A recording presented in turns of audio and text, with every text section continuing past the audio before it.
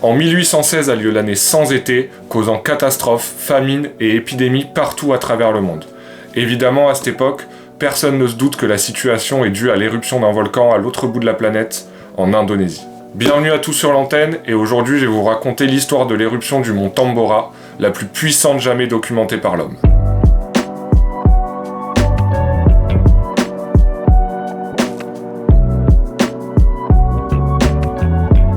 Le 10 avril 1815, la Terre se met à gronder.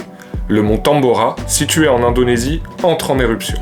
Il noircit le ciel et déverse un impressionnant flot de lave. Le panache de fumée est gigantesque et fait 44 km de haut.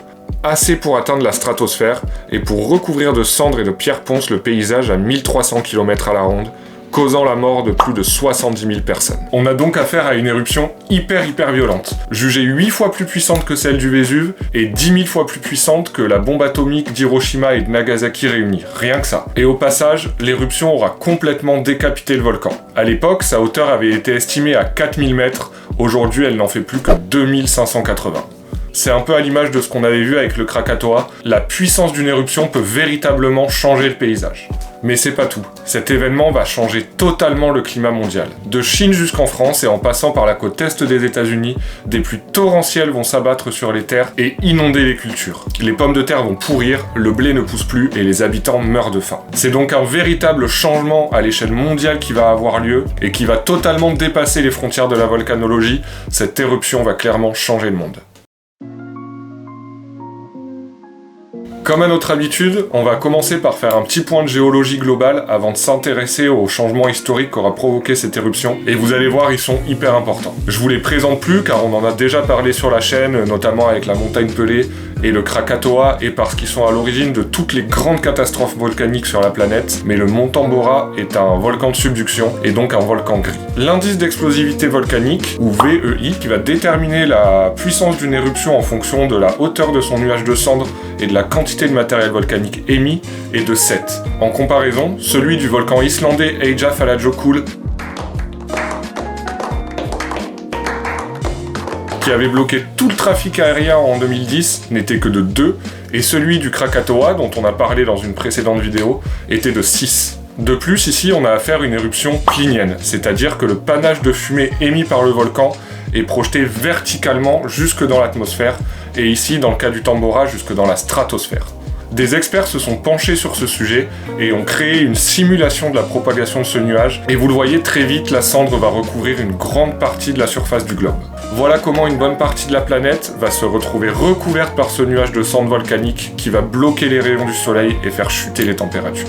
À ce moment-là, le monde est privé de soleil. Les températures baissent et à cause de ça, la pression de l'air change, ce qui va affecter les précipitations. Conséquence de tout ça, des pluies torrentielles inondent le continent et les cultures meurent. C'est à ce moment-là qu'on va parler de 1816 comme étant l'année sans été. À cette époque, et un peu comme aujourd'hui, les paysans pouvaient survivre à une mauvaise année de récolte. Sauf que la poussière du volcan est restée bloquée dans les airs 2 voire 3 ans avant que la gravité ne la fasse redescendre et que la vie normale reprenne son cours.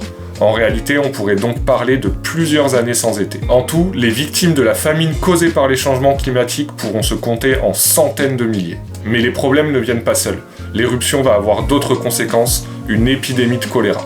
Le Tambora a complètement perturbé le système de la moisson. L'Inde connaît alors des sécheresses, d'intenses vagues de chaleur, suivies par de gigantesques inondations. Ce sont précisément ces conditions qui vont faire se développer de nouveaux variants de choléra. À partir de 1817, en Inde, des centaines de milliers de personnes vont mourir à la suite de cette bactérie. Puis, un peu comme on l'a vu avec le Covid, ces nouveaux variants vont s'internationaliser à partir des années 1820, en empruntant les grandes routes du commerce mondial pour s'installer en Europe puis en Amérique. Les morts vont se compter alors en dizaines de millions. C'est la première vraie crise sanitaire mondiale. Tous ces événements vont entraîner de grandes prises de décisions politiques et autres initiatives privées et collectives. Il faut savoir qu'au début du 19e siècle, en Europe, les États n'avaient pour but que de collecter les impôts, gérer les armées et construire des routes. Mais avec cette crise, le prix des aliments comme le pain par exemple ont bondi. Les États vont craindre le chaos et la révolte. En Angleterre par exemple, les politiques vont se sentir pour la première fois responsables de leur population et créer une sorte de ministère de la santé. Il est décidé que le gouvernement pourra, en cas de crise alimentaire,